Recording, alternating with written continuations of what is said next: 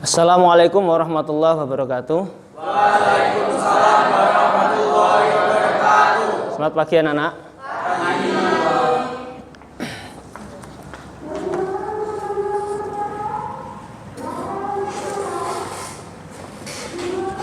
Ya, dipimpin. Bersiap gerak. Berdoa baik.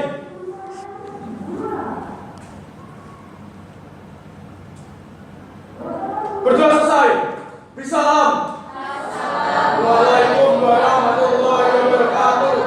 Waalaikumsalam warahmatullahi wabarakatuh. Bagaimana kabarnya? Sehat? Sehat, alhamdulillah.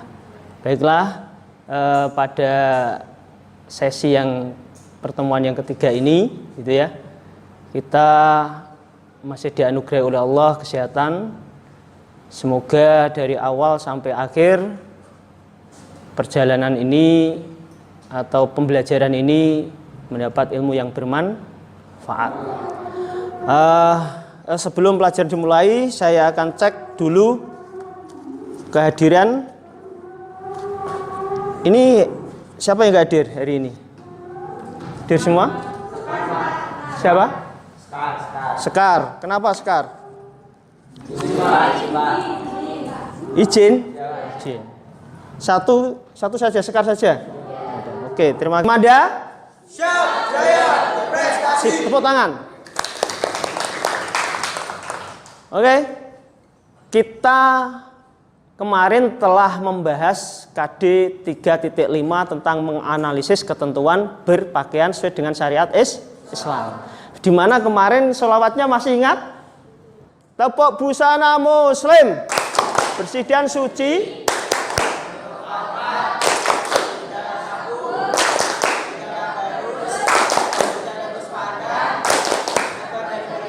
Oke, terima kasih. Tepuk tangan untuk 10-2. Ayo, baiklah.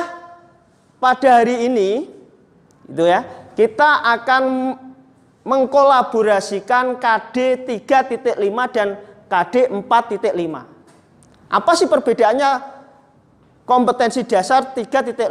Kalau 3.5 itu tentang pengetahuan, yaitu menganalisis ketentuan berpakaian sesuai dengan syariat Islam.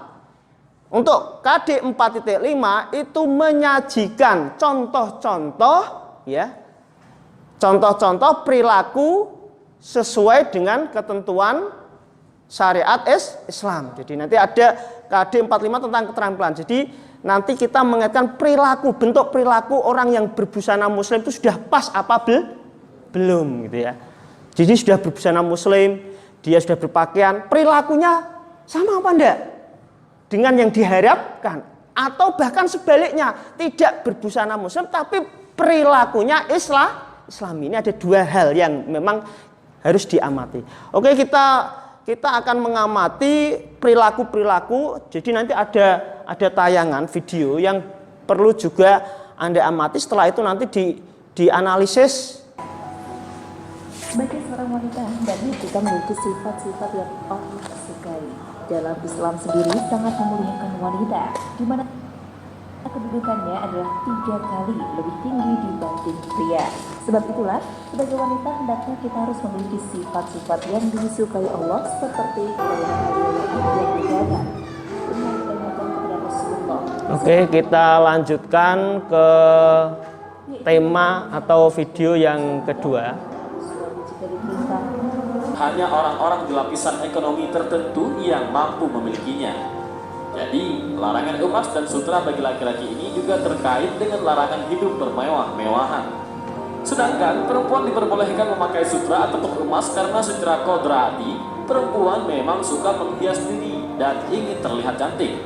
Namun, oke, jadi ada dua konsep materi tentang berbusana wanita dan perilaku-perilaku bagi seorang wanita muslim ketika berbusana, baik di rumah tangga maupun di luar rumah, gitu ya.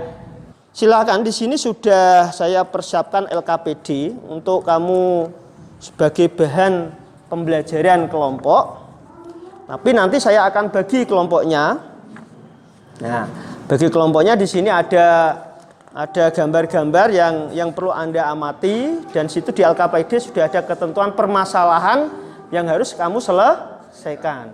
Bisa dilihat ada aktivitas pertama itu ya. Ini problem akhir-akhir ini ditemukan kasus tentang busana muslim antara aturan syariat dan akhlak. Jadi kita menekan antara syariat dan akhlak. Kalau syariat itu kan hukum, kalau akhlak berarti perilaku. Oke. Terkadang kita jumpai di sekitar kita seorang berbusana muslim dan muslimah, akan tetapi perilakunya tidak mencerminkan sebagai seorang muslim.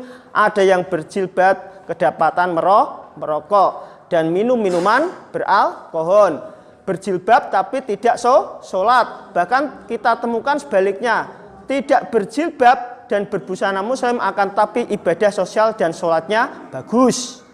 Ada juga yang berjilbab mencuri bahan-bahan makanan di supermarket, itu juga ada. Dan jika Anda melihat teman Anda mengumbar aurat, apa yang akan Anda lakukan? Sesuaikan fakta dan realita data yang Anda temukan di lapangan, diskusikan bersama temanmu. Dan gambar-gambar yang sudah saya bagikan. Yang kamu analisis gambar yang sudah saya bagikan.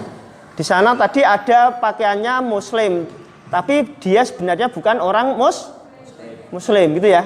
Nah, di situ pakaian muslim, tapi kelihatan rambutnya. Tapi itu ada tokoh-tokoh NU dan tokoh-tokoh Muhammadiyah. Itu istri-istri tokoh NU. Itu istri Mbah Bisri Mansuri, yaitu pendiri NU Jombang. Yang atas itu adalah tokoh-tokoh Aisyah Muhammadiyah, kelihatan rambutnya. Jadi nanti itu kan ada beberapa terma gitu ya. Terma yang pertama ditemukan satu orang berbusana muslim tapi baik perilakunya. Ada berbusana muslim tidak baik perilakunya. Ada yang tidak berbusana muslim baik perilakunya, ada yang tidak berbusana muslim tidak baik perilakunya. Itu yang perlu Anda nanti menjadi tuan tulis.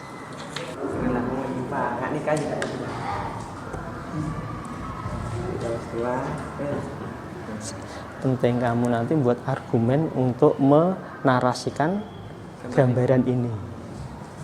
Setelah kamu narasikan, pendapat kamu masukkan. Paham ya? Fakta yang ada di masyarakat.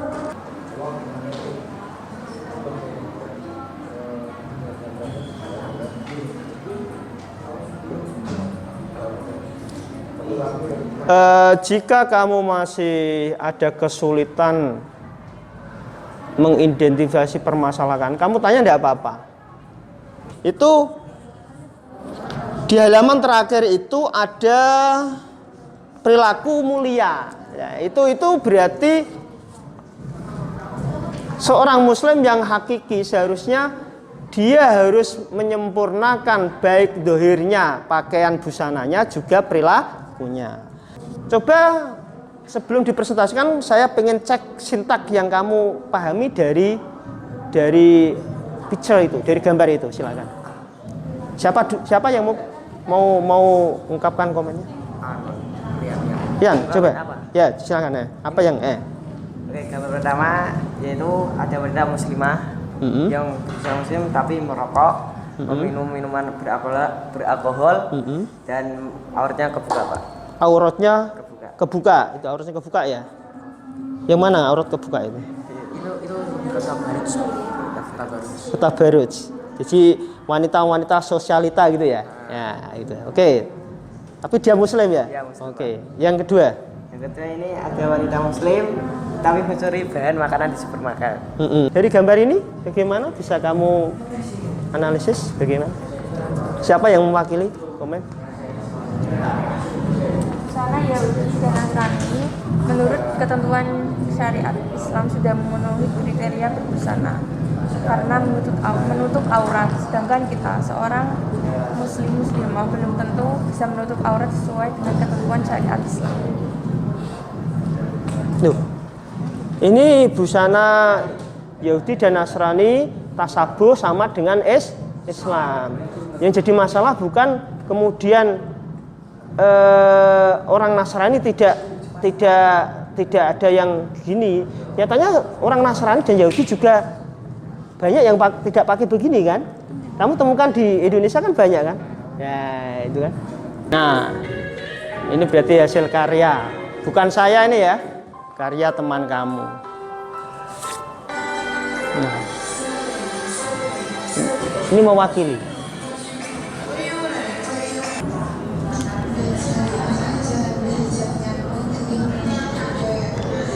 Ini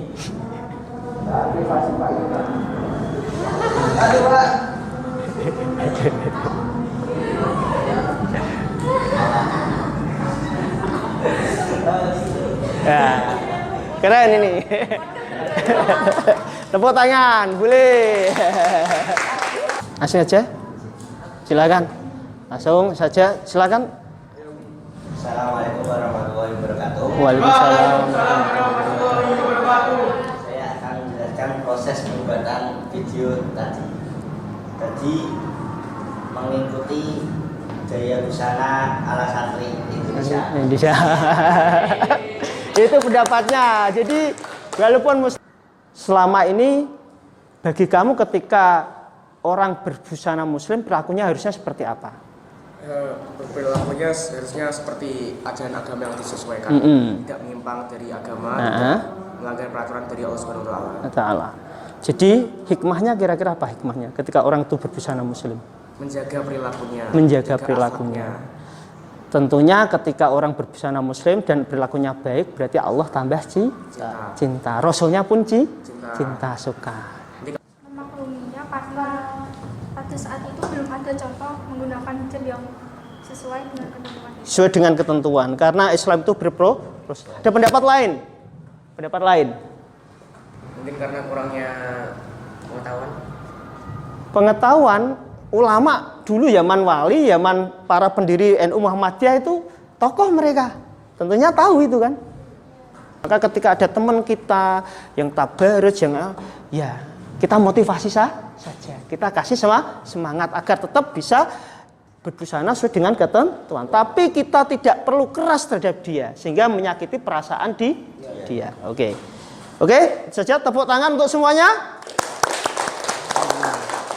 Baiklah. Untuk sesi terakhir ini di situ sebagai penilaiannya di LKPD sudah ada soal gitu ya. Sudah soal. Nah, silakan itu ada soal. Silakan dikerjakan. Yang paling utama dalam berpakaian saat kita beribadah sholat adalah bersih, wangi apa suci?